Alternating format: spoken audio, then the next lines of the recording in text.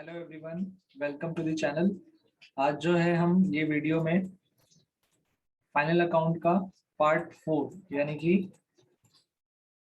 मैं ऑलरेडी आपको part 1, part 2 and part 3 ये 3 पार्ट के वीडियो ऑलरेडी अपलोड हो चुके हैं। तो अगर आपने वो वीडियो नहीं देखे हैं तो डिस्क्रिप्शन बॉक्स में मैंने उसका लिंक दिया हुआ है, आप जाके पहले वो 3 वीडियो देखो, उसके बाद में आप ये पार्ट 4 का वीडियो देखो, तभी आपको ये सम समझ में आएगा।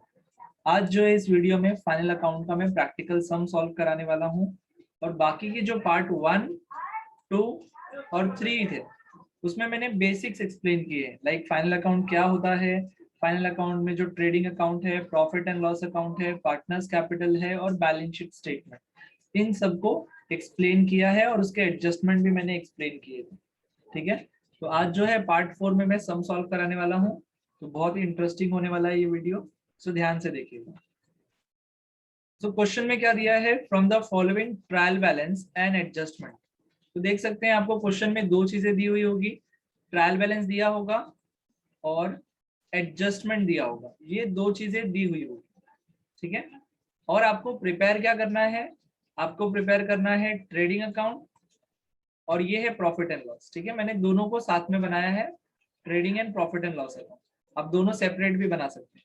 तो ये trading account, profit and loss account, then उसके बाद में है पार्टनर्स कैपिटल अकाउंट, देन उसके बाद में है बैलेंस शीट स्टेटमेंट, इसमें लायबिलिटी और असेट्स दिया हुआ है।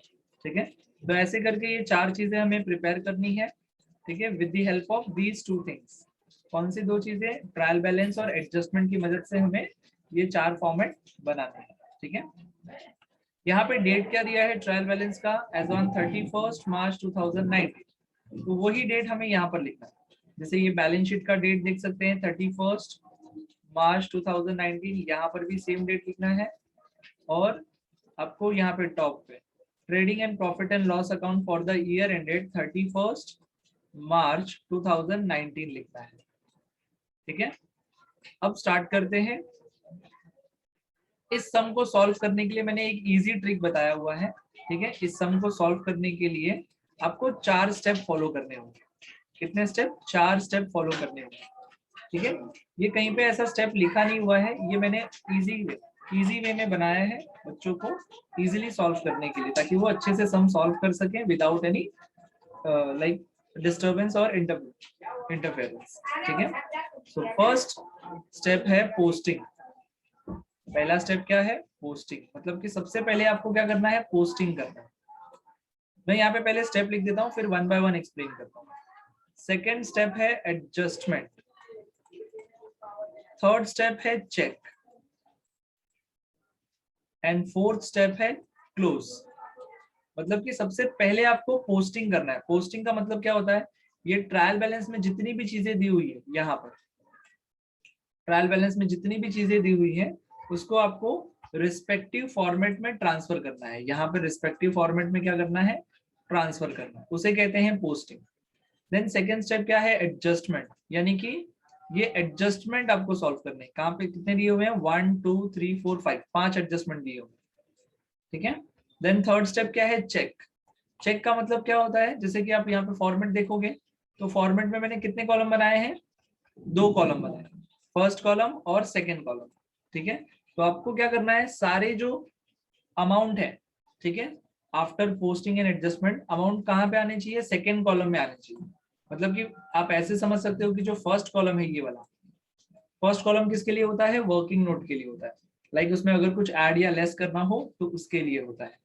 ठीक है, तो इसे कहते हैं check. And then last step क्या है? क्लोज, मतलब कि आपको 1 बाय 1 क्लोज करना है। ठीक है, सो लेट्स स्टार्ट। सबसे पहले पोस्टिंग करते हैं। तो पोस्टिंग करने के लिए आपको यहाँ पे टिक मार्क करना होगा। अभी देखो यहाँ पे क्या दिया हुआ है? डेबिट, और यहाँ पे दिया हुआ है क्रेडिट। तो मैं यहाँ पे बता दूं आपको कि जो भी डेबिट साइड में दी हुई है चीजें, यहाँ पे ये जो डेबिट साइड में चीजें दी हुई हैं, या तो वो कहां पर जाएंगी, या तो वो क्या होंगी? एक्सपेंस होंगी, और या फिर वो असेट्स होंगी। या तो वो एक्सपेंस होगा या फिर असेट्स होगा। अगर एक्सपेंस हुआ तो कहां पे जाएगा? ट्रेडिंग में या प्रॉफिट एंड लॉस में, डेबिट साइड। लेकिन अगर वो असेट्स हुआ, जैसे कि फर्नीचर, प्लांट एंड मशीनरी, ये सारी चीजें हुई, तो वो असेट्स में जाएंगी। सिमिलरली क्रेडिट साइड में क्या दिया होगा? इनकम दिया होगा, और लाइबिलिटी दिया होगा, इनकम और लाइबिलिटी दिया होगा। तो इनकम जो है ट्रेडिंग के क्रेडिट या प्रॉफिट एंड लॉस के क्रेडिट में आएगा, और लाइबिलिटी जो है वो बैलेंस शीट के लाइबिलिटीज में जाएगा। ठीक है, सो ऐसे करके शुरू करते हैं। चलो टिक मार्क स्टार्ट करते हैं। लैंड एंड बिल्डिंग, तो लैंड एंड बिल्डिंग क्या है? असेट, ये असेट्स में जाएगा। फर्नीचर, ये भी असेट्स में जाएगा। सन्ड्री डेटर, ये भी असेट्स में जाता है। स्टॉक, अभी आपको ये बता दूं ये कौन सा स्टॉक है, ये ओपनिंग स्टॉक है। ठीक है, याद रखना ओपनिंग स्टॉक हमेशा ट्रायल बैलेंस में दिया होता है और क्लोजिंग स्टॉक एडजस्टमेंट में दिया होता है, याद रहे। ठीक है, ओपनिंग स्टॉक ट्रायल बैलेंस में दिया होता है और क्लोजिंग स्टॉक एडजस्टमेंट में दिया होता है। तो ओपनिंग स्टॉक कहां पे जाएगा? ट्रेडिंग अकाउंट के डेबिट में। हालांकि डेबिट लिखने की जरूरत नहीं है बिकॉज ये सारे डेबिट बैलेंस ही है, बट फिर भी मैं लिख देता हूँ ट्रेडिंग के डेबिट में। बैड डेट्स, बैड डेट जाता है पीएनएल में। ठीक है, पीएनएल के डेबिट साइड में। देन प्रिंटिंग एंड स्टेशनरी, ये भी पीएनएल के डेबिट में जाता है। वेजेस, ये आपका ट्रेडिंग के डेबिट में जाता है। ठीक है, सैलरीज, ये आपका पीएनएल के डेबिट में जाता है, profit and loss. Carriage inward, ये आपका ट्रेडिंग में जाता है। सेल्स रिटर्न, अब देखो सेल्स रिटर्न जब मैंने आपको फॉर्मेट कराया था, इसलिए मैं बार बार रिपीट कर रहा हूं कि अगर आपने पार्ट 1, 2 और 3 ये तीनों पार्ट नहीं देखे हैं तो पहले जाके वो पार्ट्स देखिए 1, 2, 3 एंड देन उसके बाद में ये पार्ट 4 पे आप आइए, अदरवाइज आपको थोड़ा कंफ्यूजन हो जाएगा। ठीक है, अगर आप देख चुके हैं सो फिर आपको ये समझ में आएगा अच्छे से। So sales return, sales return क्या होता है? माइनस होता है। कहां से माइनस होगा? सेल्स में से, बराबर। सेल्स रिटर्न कहां से माइनस होगा? सेल्स रिटर्न में से, सेल्स में से माइनस होगा।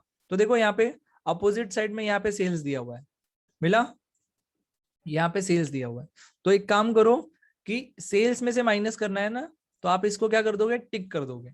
टिक करने का मतलब क्या हो गया कि हाँ आपको बाद में याद रहेगा, हाईलाइट कर दिया आपने कि ये सेल्स में से मुझे ये सेल्स रिटर्न क्या करना है? माइनस करना है। ठीक है, और टिक करने का एक और भी मतलब होता है कि आपको इसका अमाउंट कौन से कॉलम में लिखना है? फर्स्ट कॉलम में लिखना है। अमाउंट कौन से कॉलम में लिखना है? फर्स्ट कॉलम में लिखना है। ठीक है, और जिस पे टिक मार्क नहीं किया है उसका अमाउंट डायरेक्टली हम आउटर कॉलम में लिखेंगे, सेकेंड कॉलम में। ठीक है, नेक्स्ट ड्राइंग्स, तो ड्राइंग्स कहां पे जाता है? Drawings partners capital. ठीक है, ड्राइंग्स कहां पे जाएगा? पार्टनर्स कैपिटल के डेबिट में जाता है।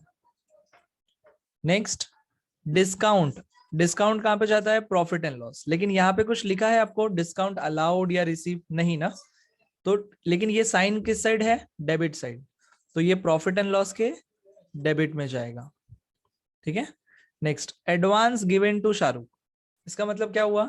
हमने किसी को एडवांस दिया है, मींस बिजनेस ने एडवांस दिया है शाहरुख को, तो ये बिजनेस के लिए क्या होता है? असेट्स होगा। कैश इन हैंड, ये भी असेट्स है। कैश एट बैंक, ये भी असेट्स है। इंटरेस्ट, इंटरेस्ट कहां पे जाता है? प्रॉफिट एंड लॉस में, और डेबिट साइड में है ना, तो इसलिए डेबिट। कमीशन, ये भी पीएनएल में जाता है और सिमिलरली ये भी डेबिट साइड में जाएगा। रॉयल्टीज, रॉयल्टीज का मीनिंग भी मैंने बताया था।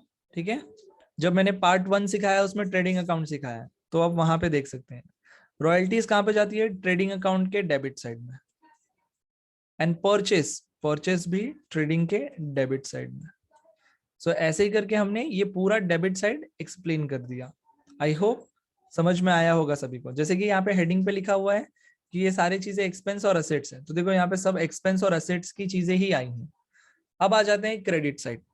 क्रेडिट में क्या होगा? इनकम या फिर लाइबिलिटी। ठीक है, ओके, तो यहाँ पे सबसे पहले क्या दिया है? कैपिटल। शिल्पा और कटरीना, शिल्पा ने 45,000 बिजनेस में इन्वेस्ट किया और कटरीना ने 45,000 बिजनेस में इन्वेस्ट किया। दैट मीन्स ये पार्टनर से रिलेटेड है ना, तो ये कहां पे आ जाएगा? पार्टनर्स कैपिटल में जाएगा। लेकिन इस बार हम क्रेडिट साइड सॉल्व कर रहे हैं, तो जितनी भी चीजें यहाँ पे दी हुई हैं उन सबका साइन क्या होगा? क्रेडिट होगा। तो ये कैपिटल हम पार्टनर्स कैपिटल में लिखेंगे जरूर, लेकिन कौन से साइड लिखेंगे? क्रेडिट साइड लिखेंगे। नेक्स्ट बिल्स पेबल, लाइबिलिटी होता है। बैंक ओवरड्राफ्ट, ये भी लाइबिलिटी में जाता है। परचेस रिटर्न, अब देखो, जैसे यहाँ पे मैंने सेल्स रिटर्न कराया था, तो सेल्स रिटर्न के लिए क्या लिखा हमने, माइनस सेल्स, और उसे सेल्स में से माइनस करना है, तो हमने अपोजिट में जाके यहाँ पे सेल्स को टिक मार्क कर दिया था, बराबर। तो वैसे ही परचेस रिटर्न का करना है। परचेस रिटर्न क्या करेंगे, माइनस करेंगे कहां से, परचेस से, ठीक है। तो लेफ्ट साइड में देखो परचेस कहां पे था, अभी हमने देखा था लास्ट में, तो यहाँ पे परचेस को जाके क्या कर दो, टिक कर दो। देन ये purchase return 1480 will be less from this 50,000, got it. Next, sundry creditors. Sundry creditors is a liability. Bank loan is a liability. Interest received. Interest received is an income. So this one will be transferred to profit and loss credit side. Okay. Next, RDD. Now this is, what is RDD? RDD full form is Reserve for Doubtful Debts. Reserve for Doubtful Debts. ठीक है। RDD का meaning क्या होता है कि पैसा डूबने वाला है, लाइक हमें डाउट है कि पैसा डूबने वाला है, पैसा डूबा नहीं है। अगर पैसा डूब गया तो उसे क्या कहते हैं, बैड डेट्स। लेकिन but if we have a doubt that our money will be irrecover from the debtor, then it will be called as RDD, reserve for doubtful debt. तो याद रखना, जो ट्रायल बैलेंस में आरडीडी दिया होता है वो ओल्ड आरडीडी होता है। कौन सा आरडीडी होता है, old RDD. And old RDD जो है हमेशा माइनस होगा, याद रखना, ऑलवेज, हर सम में ओल्ड आरडीडी क्या होगा, माइनस होगा। और कहां से माइनस होगा, ये माइनस होगा आपका बैड डेट से। कहां से माइनस होगा, बैड डेट से माइनस होगा। तो देखो बैड डेट्स यहाँ पे दिया हुआ है ना, तो अभी बैड डेट्स का नाम आ गया तो इसे टिक करना पड़ेगा, है कि नहीं, क्योंकि ये ओल्ड आरडीडी 1,000 रुपया हम माइनस करेंगे, कहां से माइनस करेंगे, ये बैड डेट से माइनस करेंगे। आई बात समझ में। नेक्स्ट बचा क्या है, सेल्स। तो सेल्स कहां पे जाता है, ट्रेडिंग अकाउंट के क्रेडिट साइड में जाता है। क्लियर। तो इसी के साथ हमने ये पूरा ट्रायल बैलेंस का क्या कर दिया, पोस्टिंग कर दिया, टिक मार्क कर दिया कि कौन सी चीज कहां पर जाएगी।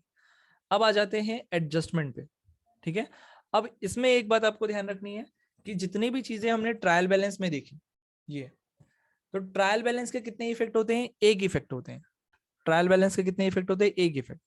जैसे कि अगर सपोज ये लैंड एंड बिल्डिंग जो है, अगर लैंड एंड बिल्डिंग में कहां पे लिखने वाला हूं, असेट्स में, तो ये 37,800 में जाके असेट्स में लिख दूंगा, दोबारा कहीं पे लिखूंगा क्या, नहीं, एक ही जगह लिखूंगा, उसे कहते हैं वन इफेक्ट, ठीक है। लैंड एंड बिल्डिंग को हम कहां लिखेंगे, असेट्स में लिखेंगे, एक ही बार लिखा ना, अब दोबारा कहीं पर नहीं लिखना है, तो उसे कहते हैं वन इफेक्ट। तो वैसे ये पूरे ट्रायल बैलेंस के कितने इफेक्ट होते हैं, वन इफेक्ट। लेकिन एडजस्टमेंट के कितने इफेक्ट होते हैं, दो इफेक्ट होते हैं। एडजस्टमेंट के कितने इफेक्ट होते हैं, दो इफेक्ट होते हैं। कौन से दो इफेक्ट, एक डेबिट होता है तो दूसरा क्रेडिट होता है, मतलब कि इसे दो बार लिखा जाता है, ठीक है, दो जगह इसको लिखा जाता है, एक डेबिट में तो दूसरा ऑटोमेटिक क्रेडिट होगा, और अगर पहला ही क्रेडिट हो गया तो दूसरा ऑटोमेटिक डेबिट होगा। तो ये एडजस्टमेंट होता है, ठीक है। नेक्स्ट आ जाते हैं फर्स्ट एडजस्टमेंट पे, क्या लिखा है, the stock in hand was valued at 58,000 on 31st March 2019। तो अभी मैंने बताया था ना थोड़ी देर पहले, ये एडजस्टमेंट में कौन सा स्टॉक दिया है, क्लोजिंग स्टॉक। कौन सा स्टॉक है, क्लोजिंग स्टॉक। तो देखो मैंने एडजस्टमेंट सिखाया था आपको पार्ट 3 वीडियो में, एडजस्टमेंट्स, वहां पे क्लोजिंग स्टॉक दिया था। उसके दो इफेक्ट होते हैं, पहला इफेक्ट कहां पे जाता है, ट्रेडिंग के क्रेडिट साइड में, और दूसरा इफेक्ट कहां पे जाता है, एसेट साइड में, ठीक है। तो वो सारी चीजें मैं वीडियो में बता चुका हूं, आप उसमें देख सकते हैं कि क्यों जाता है, ठीक है। तो यहाँ पे हम सिर्फ सॉल्व कर रहे हैं। सो पहला इफेक्ट ट्रेडिंग के क्रेडिट में और दूसरा असेट्स में जाएगा। Next second adjustment, outstanding expenses दिया हुआ है, किस पर है, रॉयल्टी और वेजेस पर। तो पहले जाओ रॉयल्टी और वेजेस को टिक कर दो। तो देखो रॉयल्टी यहीं पर मिल गया, तो यहाँ पे टिक कर दिया, और वेजेस यहाँ पर है, उसे भी टिक कर दिया। क्यों टिक कर रहे हैं हम, बिकॉज उसे फर्स्ट कॉलम में लिखना है, याद है ना, जिसे भी टिक मार्क करेंगे हम उसे फर्स्ट कॉलम में लिखेंगे, और जिसे टिक मार्क नहीं करेंगे उसको सेकेंड कॉलम में लिखना है उसका अमाउंट, ठीक है। नेक्स्ट थर्ड एडजस्टमेंट किस पर है, सैलरी के ऊपर है। तो ऊपर जाओ और सैलरी को टिक कर दो। सो सैलरी यहाँ पर है, टिक कर दिया इसको, इसे भी फर्स्ट कॉलम में लिखेंगे, यानी कि इसका अमाउंट फर्स्ट कॉलम में आएगा। ठीक है, फोर्थ एडजस्टमेंट क्या बोला है?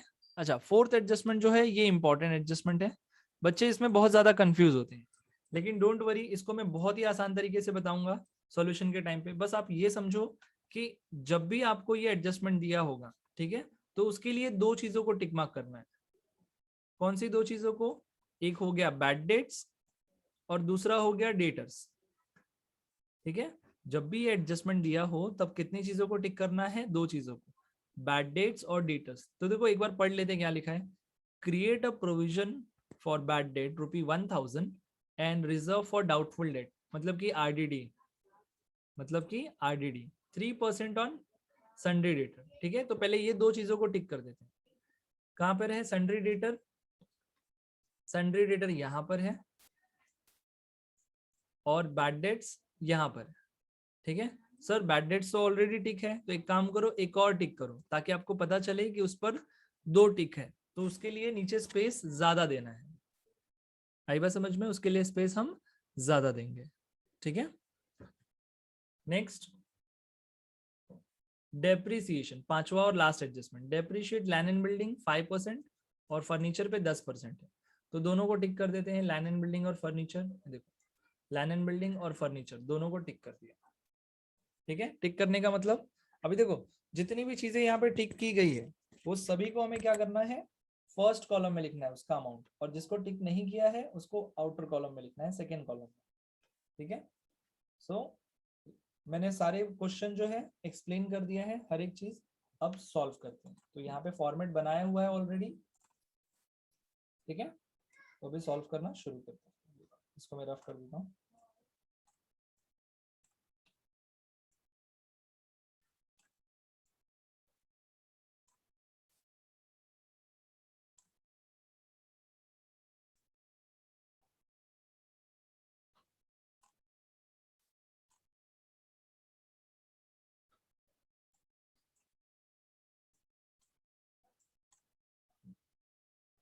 ओके, सो देखो यहाँ पे मैंने सॉल्व करने का क्या स्टेप बताया है? 4 स्टेप।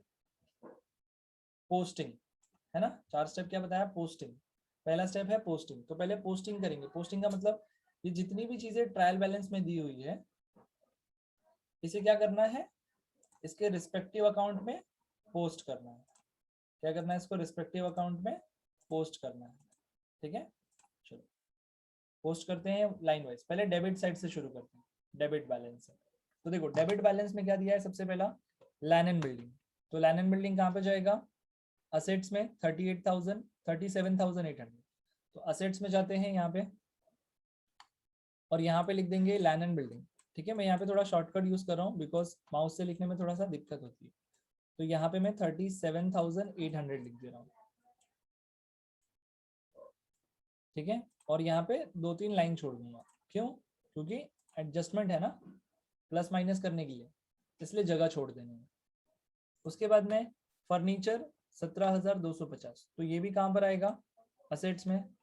तो यहाँ पे लिख दो फर्नीचर, फर्नीचर 17,250। ठीक है, और यहाँ पर भी 2-3 लाइन छोड़ देना है। नेक्स्ट क्या है? डेटर्स 40,000, तो इस पे भी टिक मार्क है ना, तो इनर कॉलम में लिखना है। तो ये भी असेट्स में ही आएगा, तो यहाँ पे लिख देंगे डेटर्स 40,000। तो 40,000 यहाँ पे इसको फर्स्ट कॉलम में लिख दिया। ठीक है, और इसके लिए थोड़ी ज्यादा जगह छोड़ेंगे, 3-4 लाइन जगह छोड़ देंगे। ठीक है, नेक्स्ट इसके बाद में क्या दिया है? डेटर्स के बाद ओपनिंग स्टॉक। तो ओपनिंग स्टॉक 65,000, लेकिन इसको टिक मार्क है क्या? नहीं, तो इसका अमाउंट कहाँ पे लिखेंगे? सेकेंड कॉलम में लिखेंगे। तो ओपनिंग स्टॉक कहाँ पे जाता है? ट्रेडिंग अकाउंट में। सो देखो ट्रेडिंग अकाउंट में आ गया, और सबसे पहले वही चीज आएगा। तो देखो डेबिट साइड में क्या लिखते हैं? 2 लिखते हैं, तो यहाँ पे लिख दो 2 ओपनिंग स्टॉक। याद रखना डेबिट साइड 2 में लिखते हैं और क्रेडिट में बाय से लिखते हैं। ठीक है, सो यहाँ पे आ जाएगा आपका 65,000। ठीक है, नेक्स्ट उसके बाद में क्या दिया है? Bad debts 400। तो bad debts profit and loss में जाएगा, सो यहां पर लिख देते हैं 2 बैड डेट्स, ठीक है, 400 फर्स्ट कॉलम में। और उस पर ज्यादा टिक, 2 टिक मार्क था ना, तो उसके लिए थोड़ी सी ज्यादा जगह छोड़ देंगे, यहां तक जगह छोड़ देंगे, ठीक है। नेक्स्ट प्रिंटिंग एंड स्टेशनरी 4000, तो ये देखो इस पर टिक नहीं है, तो आउटर कॉलम में जाएगा P&L में, तो यहाँ पे आ जाएगा 2 प्रिंटिंग एंड स्टेशनरी, कितना अमाउंट था इसका 4000, तो यहाँ पर आ जाएगा 4000। नेक्स्ट क्या है, वेजेस, वेजेस 3000 ट्रेडिंग में जाएगा, तो यहाँ पे ट्रेडिंग में आ गए और यहाँ पे लिख देंगे 2 वेजेस 3000, टिक मार्क था, दैट्स वाई उसको इनर कॉलम में लिखेंगे, ठीक है, और जगह ऐसा लाइन डॉट कर देंगे। नेक्स्ट सैलरी 5000 P&L में जाएगा, तो सैलरी यहाँ पर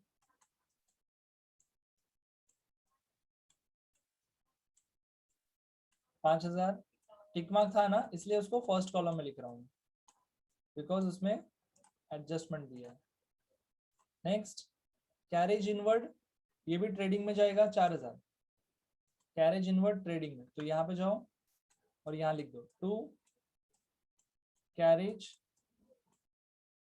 इनवर्ड 4000, टिक मार्क नहीं है सो बाहर लिखेंगे 4000। नेक्स्ट सेल्स रिटर्न, अब देखो सेल्स रिटर्न 2000 माइनस करना है ना, ठीक है, तो सेल्स कहाँ पे आता है, सेल्स ट्रेडिंग के क्रेडिट में आता है, यहाँ पर सेल्स का जगह कौन सा है, घर कौन सा है, ट्रेडिंग का क्रेडिट, तो यहाँ पे पहले लिख दो सेल्स और वहां से माइनस क्या करेंगे, सेल्स रिटर्न माइनस करेंगे, ऐसा, ठीक है, फॉर्मेट बना के रखो, कितना 2000, तो 2000 यहाँ से माइनस करना है, आई बात समझ में। नेक्स्ट ड्राइंग, ड्राइंग कहाँ पे जाएगा, पार्टनर्स कैपिटल के डेबिट में, तो पार्टनर्स कैपिटल के डेबिट में, पार्टनर्स कैपिटल कहाँ पे है, यहाँ पे 3rd नंबर, तो यहाँ पे लिख दो 2 ड्राइंग, यहाँ पे क्या लिख दो 2 ड्राइंग, ठीक है। अच्छा पार्टनर्स क्या है, शिल्पा और कटरीना, ठीक है, तो यहाँ पे आपको पार्टनर्स कॉलम में दोनों का नाम लिखना है, फर्स्ट कॉलम में शिल्पा और दूसरे में कटरीना, देन शिल्पा और कटरीना, ठीक है। तो दोनों का ड्राइंग कितना था 2000 और 3000, तो यहाँ पे शिल्पा ने 2000 रुपये विड्रॉ किए थे पर्सनल यूज के लिए और कटरीना ने 3000 रुपये विड्रॉ किए थे पर्सनल यूज के लिए, ठीक है।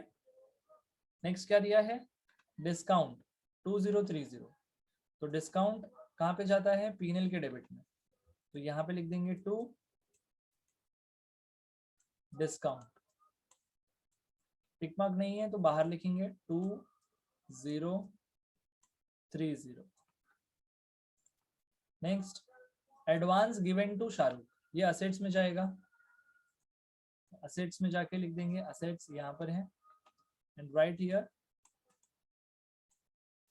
एडवांस टू शाहरुख, कितना 10,000, so 10,000 outer column, sir outer column में क्यों, because no tick mark, tick mark नहीं था इसलिए उसको सेकंड कॉलम में लिखेंगे, ठीक है।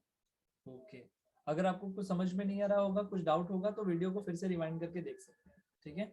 देन उसके बाद में कैश इन हैंड और कैश एट बैंक दोनों भी असेट है, 20,000 और 8,000, तो असेट्स में यहीं पर है हम लोग, तो यहाँ पे लिख दो कैश इन हैंड और कैश एट बैंक,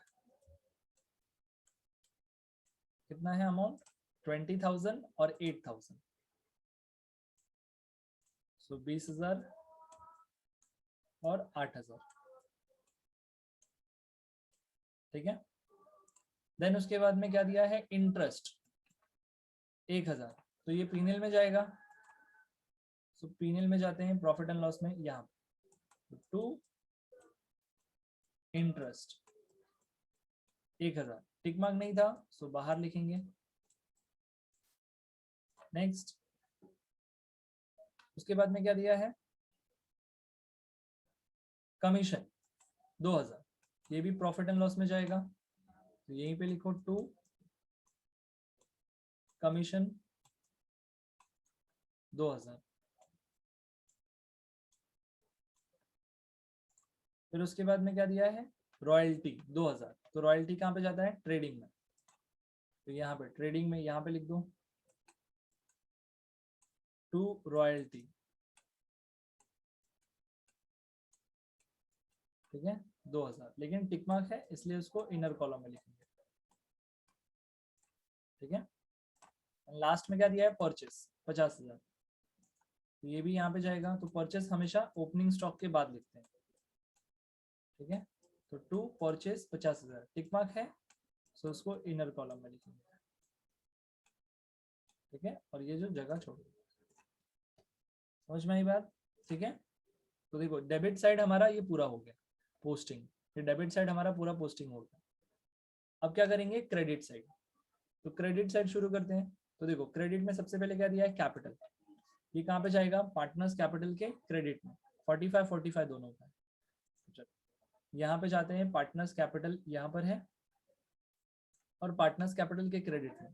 तो जब भी आप कैपिटल अमाउंट लिखोगे ना, तो उसका नाम नहीं लिखना, क्योंकि पार्टनर्स कैपिटल अकाउंट में पार्टनर्स का नाम कभी नहीं आएगा, ठीक है। तो यहाँ पे क्या लिखते हैं हम, by balance brought down.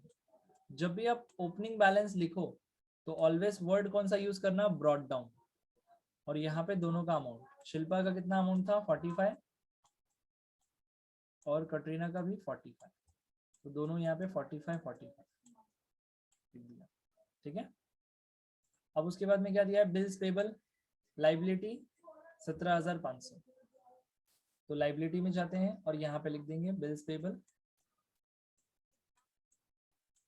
17,500। Tick mark नहीं है सो बाहर लिख दिया, टिक मार्क होता तो फर्स्ट कॉलम में लिखता। नेक्स्ट बैंक ओवरड्राफ्ट 10,000, ये भी लाइबिलिटी है, तो बैंक ओवरड्राफ्ट 10,000, ये भी आउटर कॉलम क्योंकि टिक मार्क नहीं था। परचेस रिटर्न, परचेस रिटर्न क्या होगा, देखो लिखा है इधर, माइनस होगा कहाँ से, परचेस से 1480। सो परचेस में से इसको माइनस कर देते हैं। सो परचेस कहाँ पर है, ट्रेडिंग अकाउंट, सो यहाँ से माइनस कर देंगे, लेस परचेस रिटर्न 1480, 9 दिख रहा है ये, इसको 4 कर देता हूँ 1480, ठीक है। और माइनस करके अमाउंट बाहर आ जाएगा, ठीक है। तो हम बाद में करेंगे। नेक्स्ट अभी सिर्फ पोस्टिंग करते, क्रेडिटर्स लाइबिलिटी ना 22,000, तो क्रेडिटर्स लाइबिलिटी में आ जाएगा यहाँ पे लाइबिलिटी साइड क्रेडिटर्स 22,000, 22,000 यहाँ पे लिख दिया हमने। नेक्स्ट बैंक लोन 15,000, ये भी लाइबिलिटी, तो बैंक लोन लाइबिलिटी में 15,000। नेक्स्ट इंटरेस्ट रिसीव, ये तो प्रॉफिट एंड लॉस के क्रेडिट में जाएगा 1500। सो प्रॉफिट एंड लॉस का क्रेडिट कहाँ पर है, यहाँ पर। So here we will write interest receive 1500, so इसको हम बाहर लिखेंगे 1500, ठीक है। नेक्स्ट सन्ड्री क्रेडिटर, अच्छा ये सब हो गया। इंटरेस्ट रिसीव क्या क्या दिया, आरडीडी कितना 1,000। तो देखो आरडीडी के लिए क्या लिखा है, आरडीडी जो है वो बैड डेट से माइनस होगा, है ना, क्योंकि ये ओल्ड आरडीडी है और ओल्ड आरडीडी हमेशा बैड डेट से माइनस होता है। तो बैड डेट कहाँ पर है, बैड डेट है आपका यहाँ पर प्रॉफिट एंड लॉस में। तो देखो यहाँ पे क्या कर दो, माइनस कर दो बैड डेट में से, और क्या लिखेंगे यहाँ पे, लेस ओल्ड आरडीडी, कितना 1,000 रुपया, 1,000 रुपया हमें माइनस करना, ठीक है। अभी नहीं करेंगे, बाद में करेंगे। नेक्स्ट सेल्स, सेल्स कितना है 1,20,000, तो ये ट्रेडिंग में जाता है। तो देखो ट्रेडिंग में बाय सेल्स लिखा हुआ था ना, हमने फॉर्मेट बना के छोड़ दिया था, और यहाँ पे 1,20,000। तो देखो इसी के साथ हमारा ये जो पूरा क्रेडिट साइड और डेबिट साइड दोनों भी क्या हो गया, पूरा पोस्टिंग कंप्लीट हो गया। ठीक है, आई होप कि समझ में आया होगा। तो देखो यहाँ पे मैंने कुछ स्टेप लिखा था यहाँ पे, तो फर्स्ट स्टेप हमारा पोस्टिंग हो गया। अब सेकेंड स्टेप क्या कहता है, सेकेंड स्टेप कहता है एडजस्टमेंट। तो अभी क्या करेंगे, एडजस्टमेंट करेंगे। तो एडजस्टमेंट यहाँ पे दिया है, और एडजस्टमेंट के कितने इफेक्ट, 2 इफेक्ट। ठीक है, एडजस्टमेंट के कितने इफेक्ट, 2 इफेक्ट। तो पहला इफेक्ट क्या बोला है, पहला adjustment, stock closing stock was valued at 58,000 on 31 मार्च 2019। तो क्लोजिंग स्टॉक दो जगह कहाँ पे जाता है, एक ट्रेडिंग के क्रेडिट में और एक असेट्स में। चलो ट्रेडिंग के क्रेडिट में और असेट्स में लिख देते हैं। तो यहाँ पे ट्रेडिंग का क्रेडिट यहाँ पर है, तो यहाँ पे लिख देंगे बाय क्लोजिंग स्टॉक, कितना 58,000। ठीक है, 58,000 क्लोजिंग स्टॉक एक इफेक्ट, और दूसरा कहाँ पे, असेट्स में। तो असेट्स में ये है असेट्स, और असेट्स में यहाँ पे लिख देंगे क्लोजिंग स्टॉक, कितना 58,000। वही अमाउंट दोनों जगह लिखना, याद रहे। ठीक है, समझ में आया। नेक्स्ट, अब सेकेंड एडजस्टमेंट। सेकेंड एडजस्टमेंट क्या बोला है, आउटस्टैंडिंग एक्सपेंसेस। किस पर बोला है, रॉयल्टी पे 1500। तो याद रहे आउटस्टैंडिंग क्या करते हैं हम, प्लस करते हैं, और दूसरा इफेक्ट कहाँ पे लिखते हैं, लाइबिलिटी। पहला इफेक्ट क्या करते हैं, प्लस करते हैं। सर कहाँ पे प्लस करते हैं, जिसके ऊपर आउटस्टैंडिंग है। तो देखो रॉयल्टी दिया है ना 1500 रुपए, तो रॉयल्टी में 1500, ये वाला रॉयल्टी का 1500 ऊपर वाले पहले वाले रॉयल्टी में प्लस कर देंगे। ठीक है, और दूसरा इफेक्ट कहाँ लिखेंगे, लाइबिलिटी में लिखेंगे। तो चलो यहाँ पे रॉयल्टी कहाँ पे आता है, ट्रेडिंग में। तो ट्रेडिंग में गए, देखो यहाँ पे ट्रेडिंग अकाउंट है, और यहाँ पे दिया हुआ है देखो रॉयल्टी, रॉयल्टी। तो इसमें क्या कर देंगे, प्लस प्लस, और क्या लिखेंगे, आउटस्टैंडिंग, कितना 1500। ठीक है, एक इफेक्ट हो गया। अब दूसरा इफेक्ट कहाँ पे करना है, लाइबिलिटी। लाइबिलिटी में जाते हैं, ये है लाइबिलिटी। तो लाइबिलिटी में यहाँ पे क्या लिख दो, आउटस्टैंडिंग रॉयल्टी। ठीक है, कितना 1500। आई बात समझ में। पहला इफेक्ट क्या किया हमने, ट्रेडिंग में प्लस किया, मतलब रॉयल्टी में, और दूसरा इफेक्ट लाइबिलिटी में लिखा। अब वेजेस का भी सेम वैसे ही करना है। तो वेजेस में क्या करेंगे, 800 प्लस करेंगे, और सेकेंड इफेक्ट लाइबिलिटी में लिखेंगे। तो वेजेस कहाँ पे था, वहीं पे ना, देखो वेजेस यहीं पे था ट्रेडिंग में, तो यहाँ पे प्लस कर दो, और क्या लिखो, आउटस्टैंडिंग, कितना 800। 800 था ना, देख लेते एक बार, हाँ यस, आउटस्टैंडिंग वेजेस 800। तो यहाँ पे 800 प्लस कर दिया, और दूसरा इफेक्ट कहाँ पे जाएगा, लाइबिलिटी। तो यहीं पे लाइबिलिटी में जो लिखा है इसी के नीचे लिख दो, आउटस्टैंडिंग वेजेस, कितना 800। हो गया 2 इफेक्ट, इजी। ठीक है, तो देखो हमारा 2 एडजस्टमेंट डन। अब आ जाते हैं थर्ड एडजस्टमेंट। थर्ड एडजस्टमेंट क्या बोला है, थर्ड एडजस्टमेंट कह रहा है कि salary paid in advance. Salary paid in advance मतलब अगर आप एडजस्टमेंट का यानी कि पार्ट 3 वाला वीडियो देखोगे, तो उसमें फोर्थ एडजस्टमेंट जो मैंने सॉल्व कराया है वो यही कराया है ना। फोर्थ या थर्ड एडजस्टमेंट होगा प्रीपेड एक्सपेंसेस करके। तो प्रीपेड हमेशा क्या होता है, माइनस। तो ये 2000 हम क्या करेंगे, सैलरी में से माइनस करेंगे, और दूसरा इफेक्ट कहाँ पर जाएगा, असेट में जाएगा। तो पहला इफेक्ट माइनस सैलरी में से करेंगे 2000, और दूसरा इफेक्ट असेट्स में जाएगा। चलो सैलरी के पास जाते हैं। सैलरी कहाँ पे होता है, सैलरी प्रॉफिट एंड लॉस। तो देखो सैलरी दिया ना यहाँ पे, सो लेस माइनस करेंगे, प्रीपेड हमेशा क्या होगा, माइनस। तो यहाँ पे लिखेंगे लेस प्रीपेड 2000।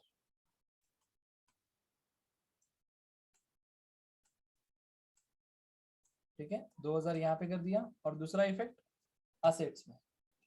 तो यहाँ पे असेट्स में जाओ, ये असेट्स आ गए, और असेट्स में क्या लिखना है, प्रीपेड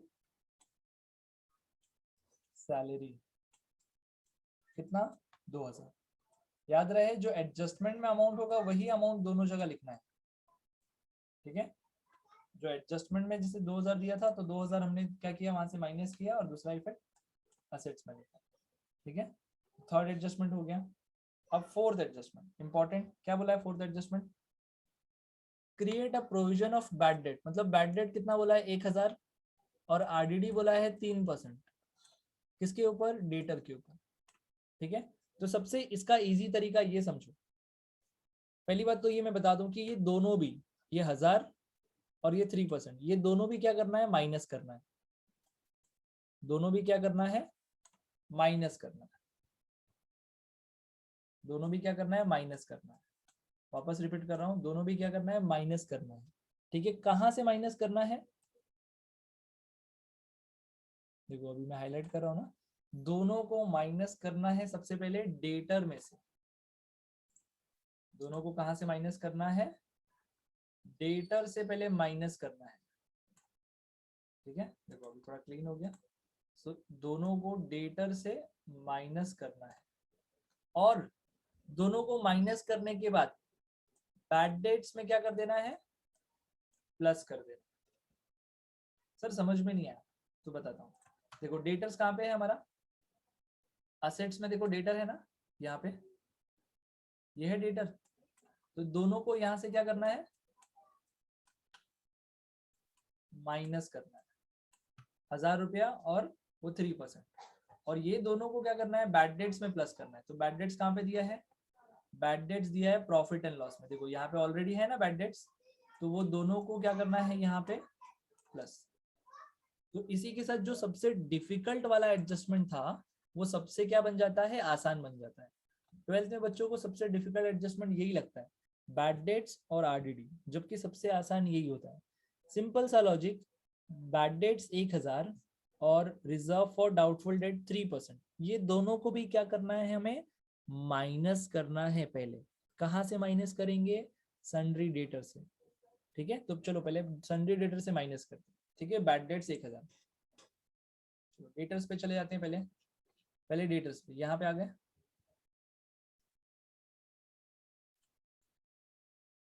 ठीक है। तो डेटर से माइनस करेंगे तो यहाँ पे क्या लिखेंगे, अच्छा बैड डेट्स है ना, एडजस्टमेंट में जो दिया होता है सारे इन्फॉर्मेशन क्या होते हैं, न्यू होते हैं और ट्रायल बैलेंस के ओल्ड। तो ये एडजस्टमेंट में दिया था ना, तो यहाँ पे मैं क्या लिखूंगा, न्यू, न्यू बैड डेट कितना 1000। तो 1000 माइनस करने के बाद कितना बचेगा, 39 बराबर। और फिर उसके बाद माइनस क्या करना है, आरडीडी। लेकिन वो कौन सा आरडीडी है, न्यू आरडीडी। कौन सा आरडीडी है, new RDD. So new RDD कितना percent, 3%। New RDD how much, 3%। So देखो 39,000 पे उस पर अगर हम 3% निकालेंगे तो कितना आ जाएगा, 1170। सो यहाँ पे 1170 लिख देंगे और इसे भी क्या करना है, माइनस करना है। अब जो अमाउंट आएगा वो बाहर आ जाएगा यहाँ पे, ठीक है। तो हम अमाउंट बाद में लिखेंगे, पहले ये दोनों चीजें माइनस कर दी, समझ में आया। न्यू बैड डेट माइनस किया 1000 और न्यू आरडीडी निकाला 3%। याद रहे ये जो 3% हमने कैलकुलेट किया है वो 3% इस पे कैलकुलेट किया है, जो रिमेनिंग अमाउंट है, ना कि ये 40,000। याद रहे जो बैलेंस बच जाएगा उस पे कैलकुलेट करना है, ठीक है। तो अब देखो बैड डेट कितना आ गया 1000 और आरडीडी कितना आ गया 1170। दोनों को जाके प्लस कर देंगे कहाँ पे, बैड डेट में। तो चलो प्रॉफिट एंड लॉस में जाते हैं, यहाँ पे प्रॉफिट एंड लॉस यहाँ पे। तो पहले प्लस क्या होगा, न्यू बैड डेट्स, पहले न्यू बैड डेट्स प्लस होगा कितना 1000 और फिर क्या प्लस होगा, न्यू आरडीडी, वो भी प्लस होगा कितना 1170। बोलो समझ में आया ये एडजस्टमेंट। फोर्थ एडजस्टमेंट समझ में आया? ठीक है, अगर फिर से आपको थोड़ा कंफ्यूजन हो रहा है तो वीडियो को फिर से रिवाइंड करके देखेंगे तो एक बार अच्छे से आ जाएगा। ठीक है, एंड लास्ट एडजस्टमेंट क्या दिया है, लैंड एंड बिल्डिंग पे 5% डेप्रिसिएशन। तो याद रहे डेप्रिसिएशन का दो इफेक्ट हमेशा फिक्स है, डेप्रिसिएशन हमेशा क्या होता है, माइनस, और दूसरा इफेक्ट कहाँ पे जाता है, पीएनएल के डेबिट में। पहला इफेक्ट हमेशा माइनस होगा और दूसरा इफेक्ट पीएनएल के डेबिट में जाएगा, यानी प्रॉफिट एंड लॉस के डेबिट में जाएगा। ठीक है, सो देखो लैंड एंड बिल्डिंग पे 5%, चलो लैंड एंड बिल्डिंग कहाँ पे मिलेगा, असेट्स में। तो असेट्स में गए यहाँ पे, सो लेस माइनस करेंगे डेप्रिसिएशन कितना, 5%। ठीक है, तो 5% कितना, 37 पे 37,800 पे कितना परसेंट, 5%, कितना आ जाएगा 1890।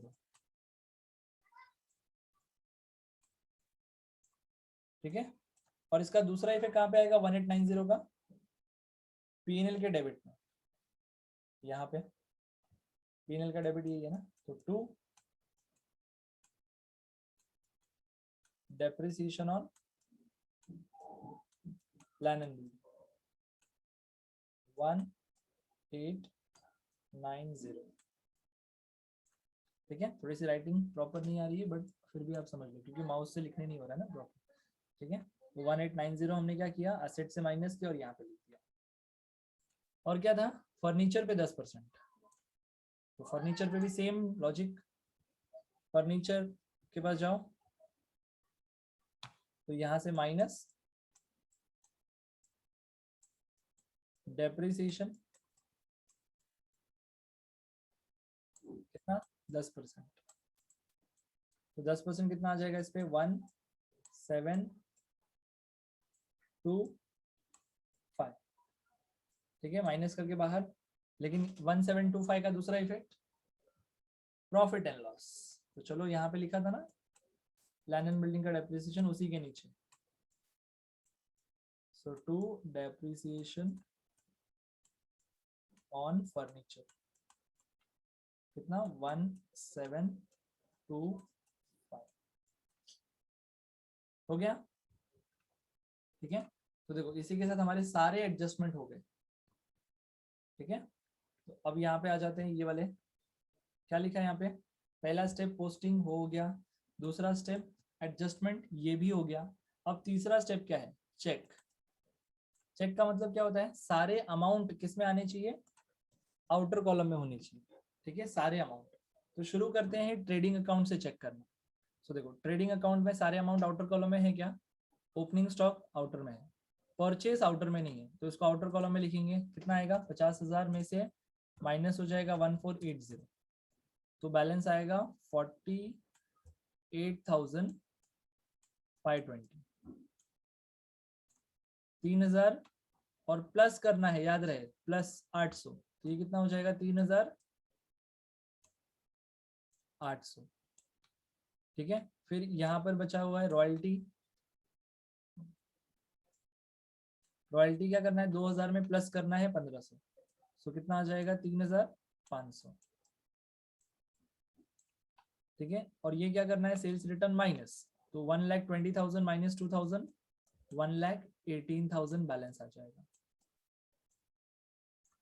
हो गया, ट्रेडिंग अकाउंट में सारे आउटर कॉलम में आ गए ना। ठीक है, अब प्रॉफिट एंड लॉस में चेक करो। तो प्रॉफिट एंड लॉस में पहले देखो बैड डेट्स ही बाकी है, तो पहले बैड डेट्स कर लेते हैं। क्या करना है, 400 में प्लस करना है 1000, फिर 1170 भी प्लस करना है और माइनस करना है 1000, कितना आएगा बैलेंस 1570 आ जाएगा। ठीक है, उसके बाद में प्रिंटिंग एंड स्टेशनरी बाहर ही है। ये देखो 5,000 में से 2,000 गया, सैलरी कितना बचेगा 3,000, फिर बाकी सब आउटर कॉलम। क्रेडिट में इंटरेस्ट, ये भी आउटर कॉलम। तो प्रॉफिट एंड लॉस हमारा रेडी है ना क्लोज करने के लिए। अब नेक्स्ट पार्टनर्स कैपिटल। अच्छा, पार्टनर्स कैपिटल में आउटर कॉलम नहीं करना, ठीक है, क्योंकि ये दोनों पार्टनर का अपना अपना कॉलम है, तो इसमें आउटर कॉलम नहीं करना, नहीं तो गलत हो जाएगा।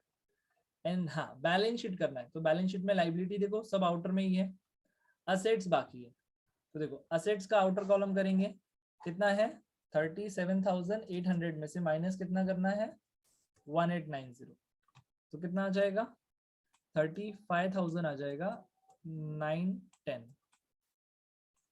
इतना बैलेंस आ जाएगा।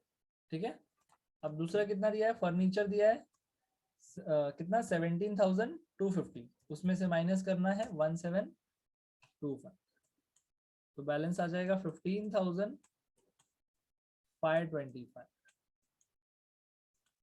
ठीक है, फिर डेटर वाला कितना आ जाएगा, तो देखो 40 में से 1 माइनस ऑलरेडी हो चुका है, फिर 39 बचा, तो 39 में से माइनस कितना करना है 1170, तो बैलेंस कितना आएगा 37,830, 37,830 बैलेंस आएगा, और बाकी सब आउटर कॉलम में है। दैट मीन्स हमारा चेक करके भी हो गया, ये वाला स्टेप भी हो गया। अब लास्ट क्या बाकी है, क्लोज। चलो क्लोज करते हैं, तो सबसे पहले कौन सा क्लोज होगा, जो सबसे पहले बनाया हमने, यानी कि ट्रेडिंग अकाउंट। तो चलो ट्रेडिंग अकाउंट क्लोज करेंगे। अच्छा, क्लोज करने का रूल होता है कि आपको पहले दोनों साइड का टोटल क्या करना है, रफ में लिख देना है। ठीक है, तो पहले मैं डेबिट साइड का टोटल करता हूँ। तो देखो डेबिट साइड का टोटल कितना दिया है 65,000 प्लस 48,520, 3,800, 4,000 और 3,500, तो डेबिट का टोटल आ गया, इधर मैं रफ में लिख रहा हूँ 124,820, 124,820। ठीक है, अच्छा अब क्रेडिट का भी देख लेते हैं, 1,18,000 प्लस 58,000 कितना है 1,76,000, इधर का 176, तो बताओ ज्यादा कौन सा हुआ 1,24,820 या 1,76,000, तो ज्यादा होगा क्रेडिट साइड का। तो जो अमाउंट ज्यादा होगा उसी का अमाउंट टोटल में लिखना है, मतलब कि यहाँ पे। ठीक है, उसी का अमाउंट यहाँ पे टोटल में लिखना है, तो कितना आ गया इधर, यहाँ भी 176 लिखेंगे और यहाँ भी 1,76,000 लिखना है। नाउ 1,76,000 में से ये जो डेबिट का टोटल है, ये सबको क्या करना है माइनस, तो हमें यहाँ पे एक बैलेंस मिलेगा, राइट। कितना बैलेंस आएगा 1,76,000 में से माइनस करेंगे 124,820, तो बैलेंस आ जाएगा 51,180 बैलेंस आ जाएगा कितना।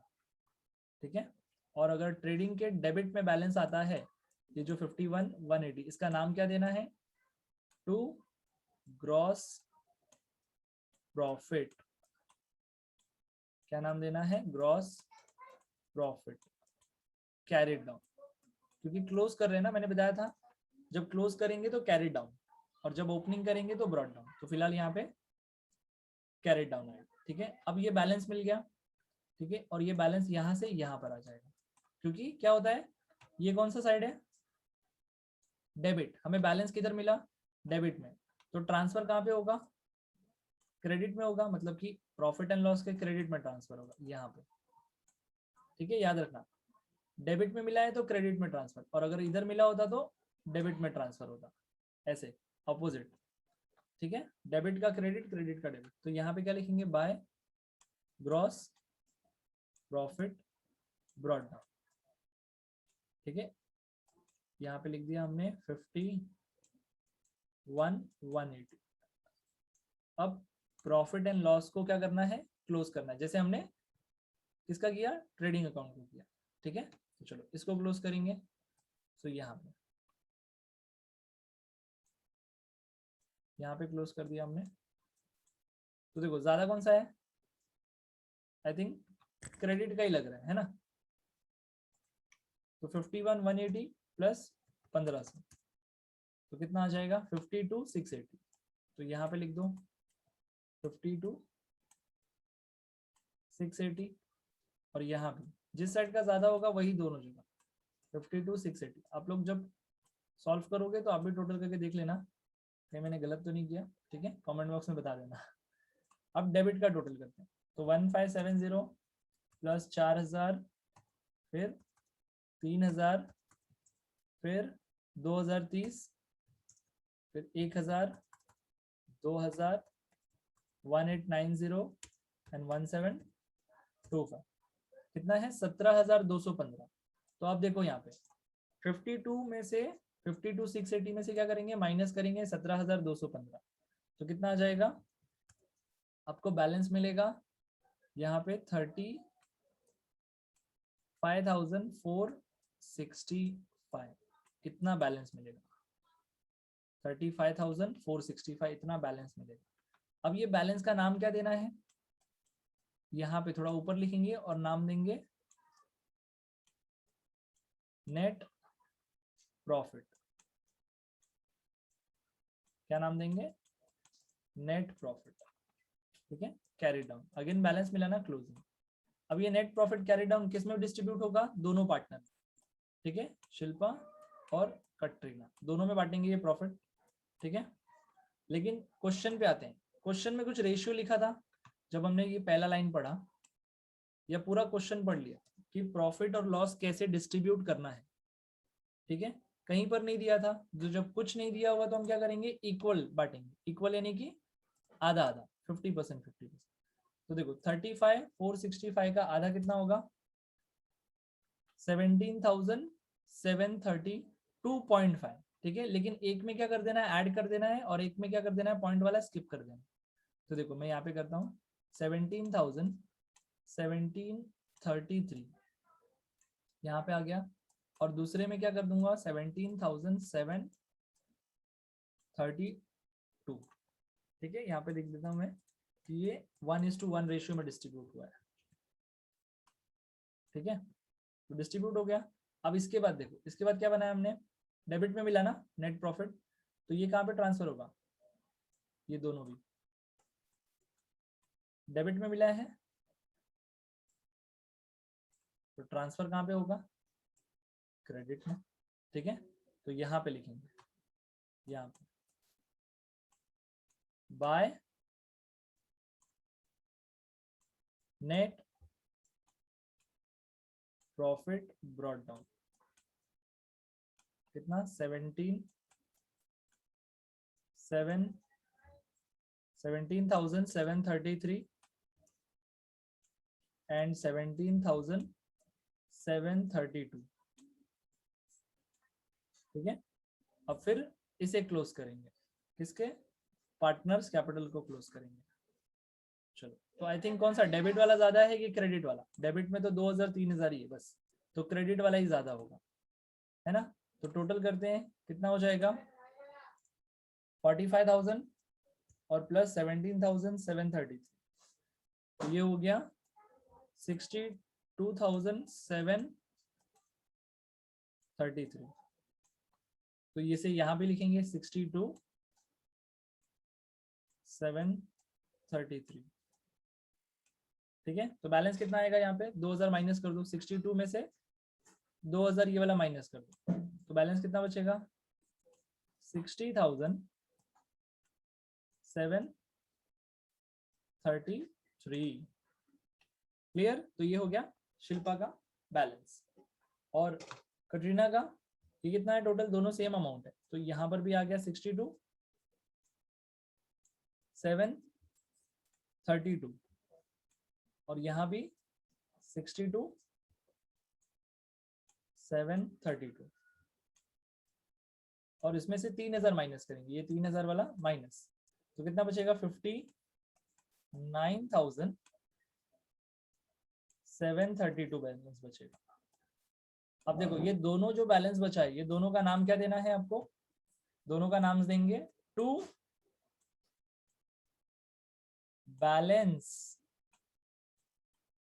Balance carry down. जब भी क्लोज करेंगे तो कैरी डाउन वर्ड यूज करना है, ठीक है। तो टू बैलेंस कैरी डाउन। अब ये दोनों का बैलेंस आ गया, एस का 60,733 एंड के का 59,732। बट ये चेक करो कि बैलेंस मिला कहाँ पे है, डेबिट में, ठीक है। तो ट्रांसफर कहाँ पे होगा, क्रेडिट, ठीक है। तो क्रेडिट क्या होता है, लाइबिलिटी होता है या असेट्स होता है, ठीक है। देखो हर क्वेश्चन में हमने क्रॉस में ट्रांसफर किया, ठीक है। तो क्रॉस में हम ट्रांसफर नहीं करते हैं, हम डेबिट का क्रेडिट में ट्रांसफर करते हैं, इधर डेबिट होता है और इधर क्रेडिट होता है। लेकिन बैलेंस शीट में उल्टा होता है, बैलेंस शीट में ये क्या होता है, क्रेडिट, और असेट्स क्या होता है? डेबिट। तो याद रहे, गलती नहीं करना इसमें। तो ये डेबिट से ट्रांसफर कहाँ पे होगा? क्रेडिट में ही ट्रांसफर होगा। ठीक है, तो यहाँ पे नाम क्या लिखना है? यहाँ पे हम लिखेंगे partners capital account, partners capital account, और दोनों का नाम एस और के, और दोनों का अमाउंट लिख के टोटल करके बाहर। तो 60,000, 733 एंड 59,732। ठीक है, और टोटल करके अमाउंट आउटर कॉलम में। तो कितना आ जाएगा? 1,20,465, 1,20,465 बैलेंस आ जाएगा। ठीक है, अब लास्ट में क्या बैलेंस करना बचा है? सिर्फ टोटल करना बचा है। तो बैलेंस शीट को सिर्फ क्या करना है? क्लोज, और दोनों साइड क्या आना चाहिए? इक्वल आना चाहिए बस, और हमारा सम कंप्लीट हो गया। ठीक है, तो चेक कर लेते हैं एक बार लाइबिलिटी साइड और एसेट साइड। 22, फिर उसके बाद में 3। तो देखो लाइबिलिटी का टोटल है 1,87,265, 1,87,265। आप लोग भी टोटल करके चेक कर लेना। ठीक है, और असेट साइड का भी टोटल चेक कर लेते हैं।